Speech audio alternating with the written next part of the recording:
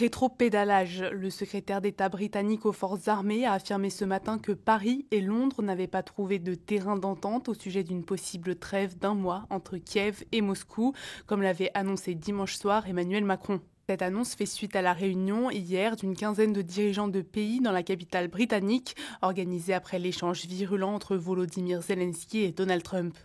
Il n'y a pas d'accord sur ce à quoi ressemblerait une trêve, mais nous travaillons ensemble avec la France et nos alliés européens pour déterminer la voie à suivre pour une paix durable en Ukraine, A déclaré Luc Pollard sur Times Radio. Même si l'élaboration de la proposition de trêve est toujours en discussion, Jean-Noël Barrot, ministre des Affaires étrangères, saluait ce matin le réveil des Européens.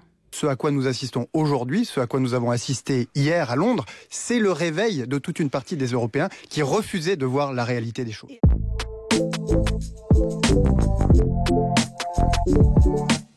Nouvelle violation du droit international par l'État hébreu.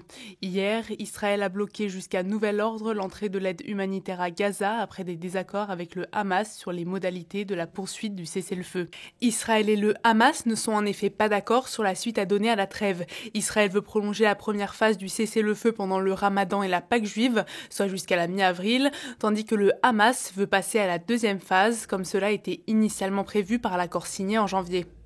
Les réactions internationales ne se sont pas faites attendre. L'ONU a appelé hier à la reprise immédiate de l'aide humanitaire. Plusieurs pays arabes, dont les médiateurs qataris et égyptiens ainsi que l'Arabie saoudite, ont qualifié la décision israélienne de violation flagrante de l'accord de cessez-le-feu, accusant Israël d'utiliser la faim comme une arme contre le peuple palestinien.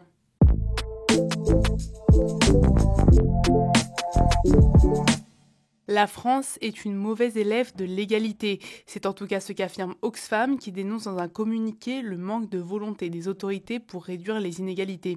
L'ONG critique les mesures bien trop faibles mises en place par Emmanuel Macron et les gouvernements successifs. Les travailleuses françaises gagnent toujours 23,5% de moins que leurs homologues hommes dans le secteur privé et la France a été classée 48e pays du monde en matière d'égalité dans le secteur économique par le Forum économique mondial en 2024, souligne l'organisation toujours dans ce même communiqué.